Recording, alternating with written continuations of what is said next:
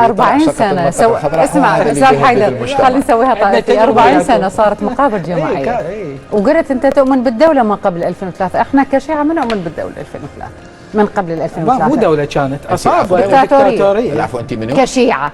أنت كشيعة؟ إيه كشيعة وكدولة وكعراقيين ما يؤمنون بالدولة قبل 2003. والله لا بالله. ليش تؤمنون بها دكتاتورية؟ عمي كان عندك عراق ترفعين بيه راسك،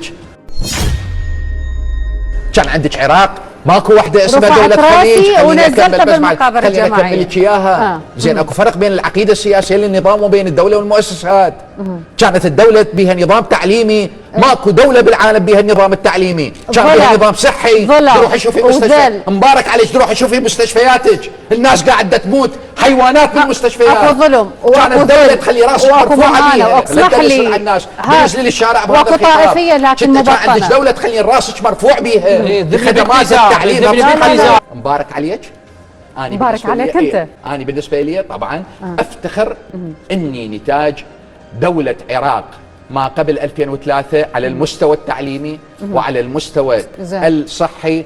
أنا أتكلم عن الدولة والمؤسسات وليس عن العقيدة السياسية للنظام، ولذلك أفتخر بالدولة اللي علمتني ووفرت لي أحسن نظام صحي. لما عندي معاقين، الشركة العامة للسيارات تستورد السيارة كوريلا باص المصلحة طيب بمكان خاص للإعاقة، وعندي مدرسة الموسيقى والباليه، وعندي أحسن رياضة وصلتني إلى كأس العالم.